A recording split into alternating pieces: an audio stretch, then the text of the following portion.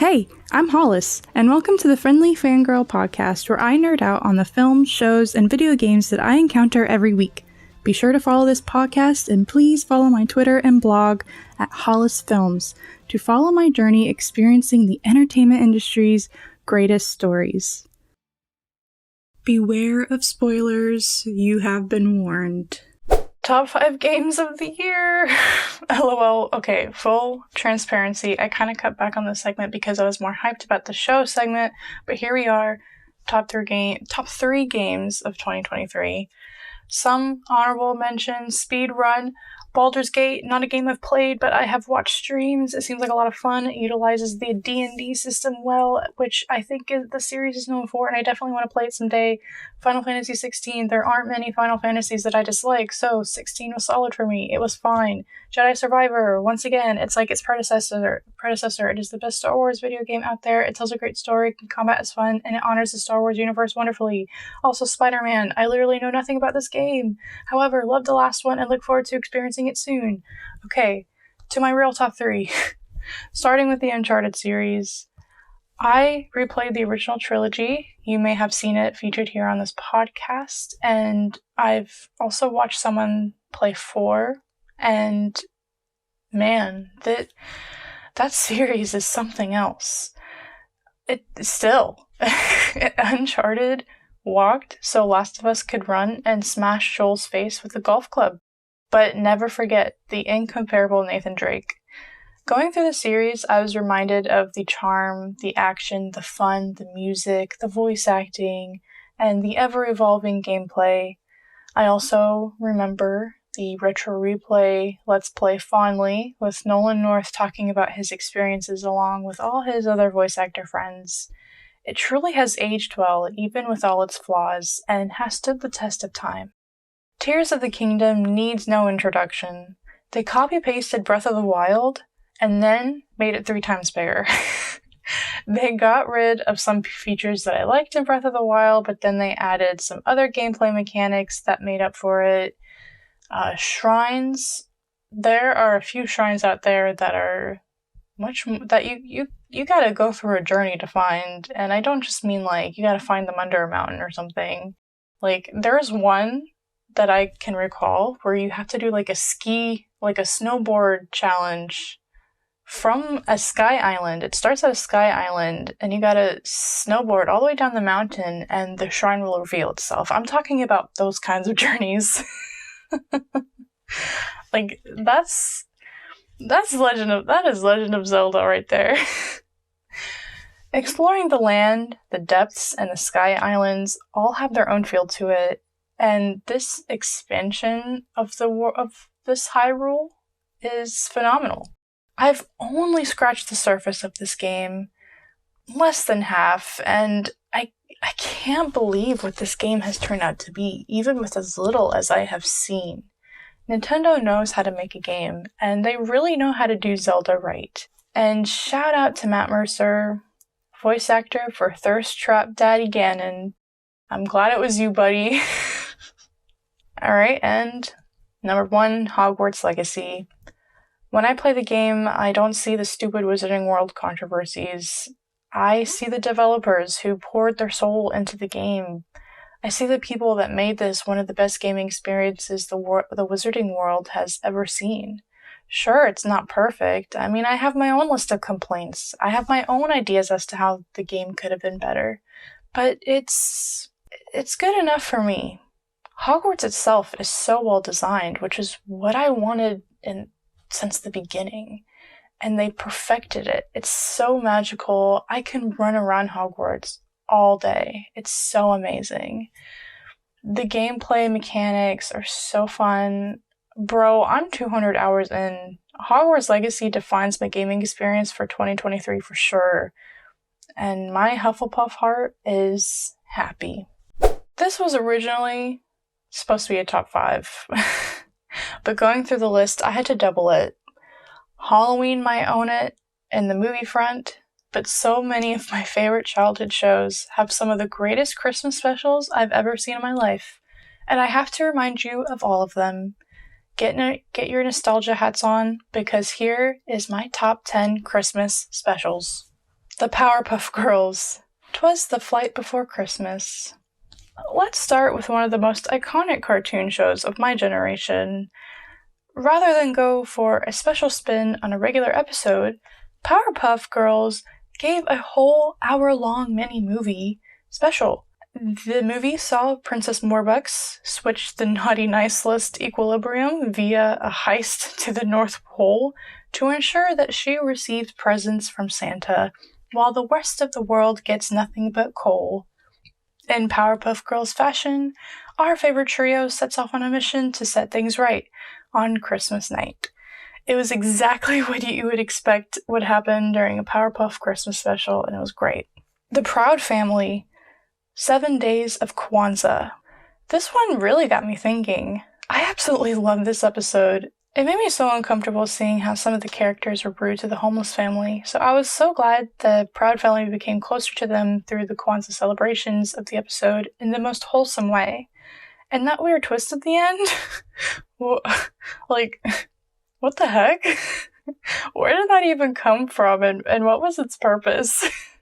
Anyways, definitely one of my favorite holiday specials on the list. Codename Kids Next Door. Operation Naughty.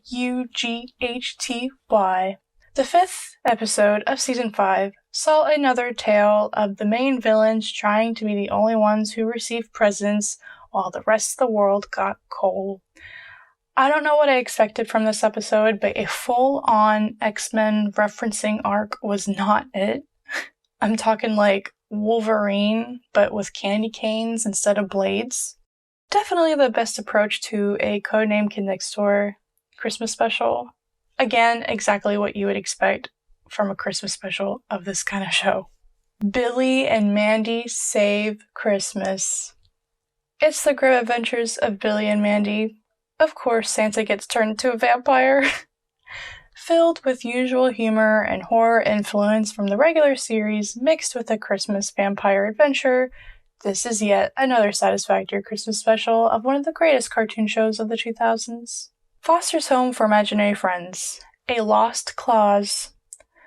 From the fact that this is one of my favorite shows of all time, to the simple piano cover of the main theme, the snow and Christmas decorations, and Mac blowing his breath in the cold air and walking past snowman versions of his friends, just the first 60 seconds fills my heart with joy.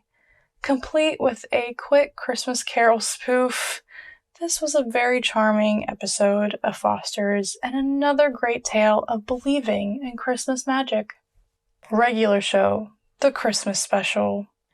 Yet another series on my top 5 shows of all time. Regular show had a few Christmas episodes to watch. However, the 11th episode of Season 4 is my top pick.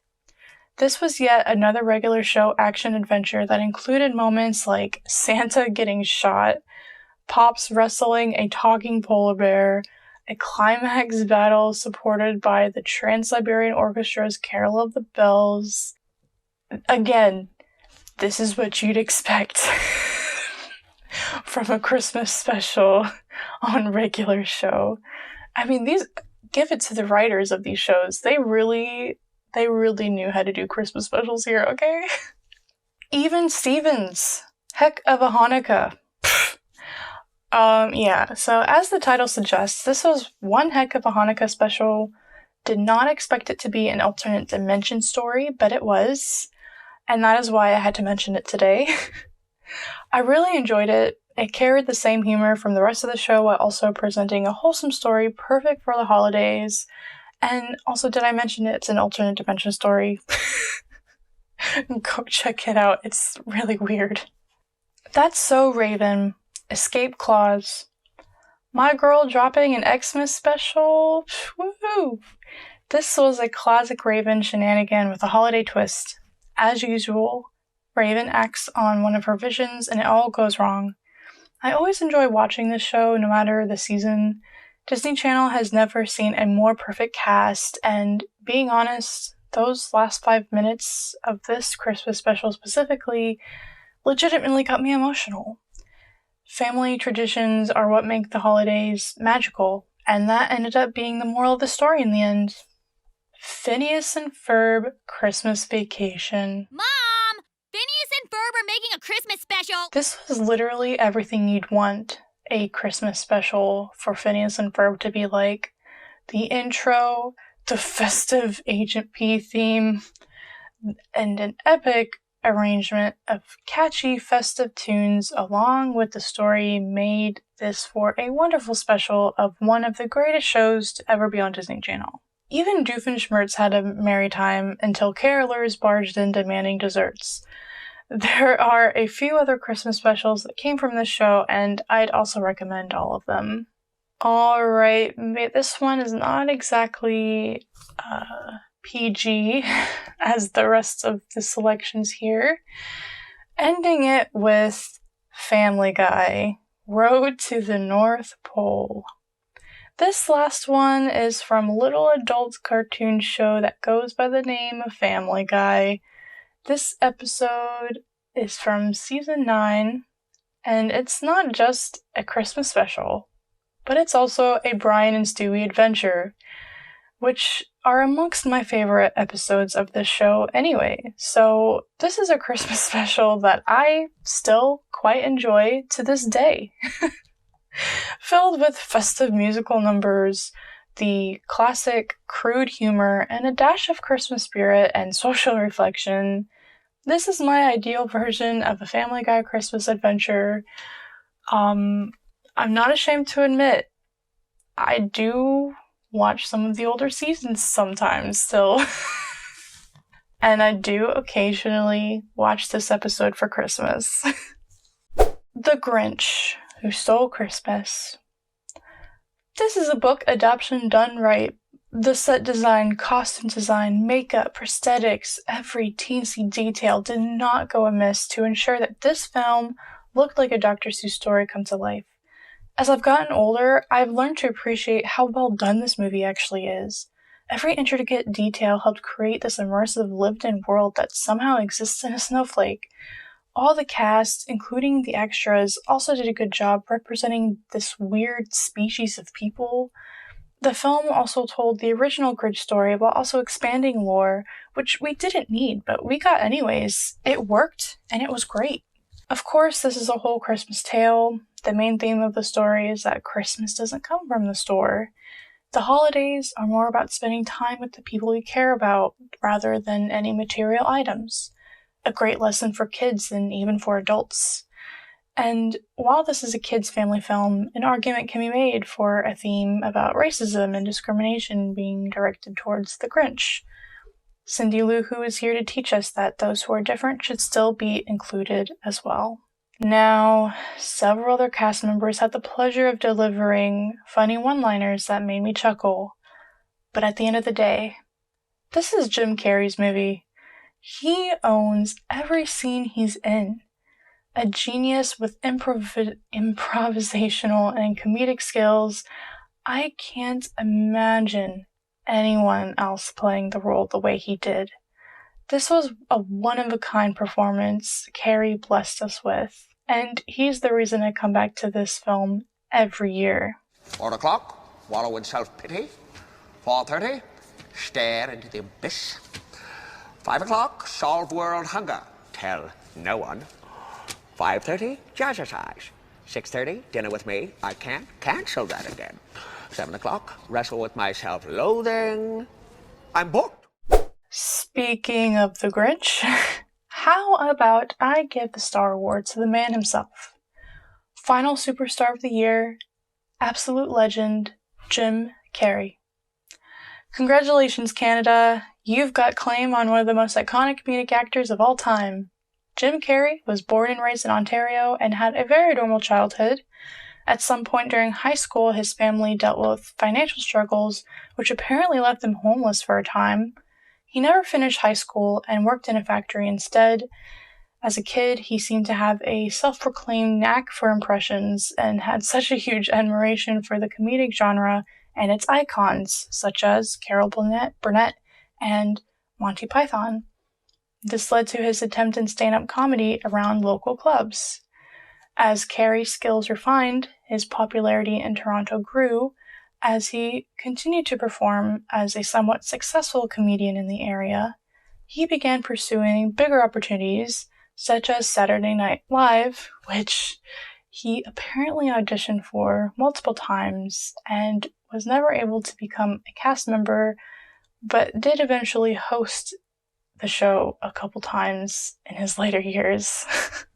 Anyways, seeking bigger opportunities led to this made-for-TV film, Rubberman, which really solidified his status, as a Canadian public figure. This local hero from Toronto still had big things headed his way as Jim Carrey made the big move to Hollywood in the early 80s. Now, one of Carrey's biggest goals was to appear on The Tonight Show starring Johnny Carson. Well, thanks to landing a role in a new and soon-to-be short-lived NBC comedy, Duck Factory, he was able to do just that through a promotional appearance on The Tonight Show. You can actually see this performance on YouTube, and man, you can tell he was just having so much fun. Still, major success was years ahead as Jim Carrey spent the 80s trying to build his resume in Hollywood. This included several films and continuous comedy shows until he became a main actor in the comedy show In Living Color. The show lasted for 5 seasons, but more importantly, it was the start of Jim Carrey's acting career, as this was followed by several years of iconic films, one after another. Ace Ventura, The Mask, and Dumber and Dumber. These were his first big movies, all a massive success. To this day, all movies Carrey is known for. He earned a Golden Globe nom for The Mask, which, as I say, you get a major nomination like that, you're amongst the best ever. Being the best means more opportunities. This included portraying the Riddler in Batman Forever and a role in Ben Stiller's The Cable Guy. In 1998, he starred in Liar Liar, another movie he is very well known for, earning another Golden Globe nomination for his performance. In case I don't see ya, good afternoon, good evening, and good night. Jim Carrey starred as Truman in The Truman Show, a movie I very much enjoyed. A year later, he starred in Man on the Moon, which, like The Truman Show, was not the typical comedy film Carrey was so famous for already at this point. Jim Carrey won Golden Globes for both of these performances, and, as I say, you win a major nomination, you are amongst the best of the best. Now that we're into the 21st century, I must say that his 90s career walked so the Grinch could run and steal Christmas. How the Grinch Stole Christmas is literally one of my favorite Christmas movies of all time.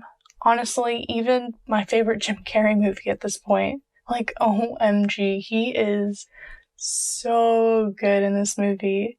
And the internet presence of his portrayal has just, like all the memes and stuff, it's his performance is just undeniably iconic.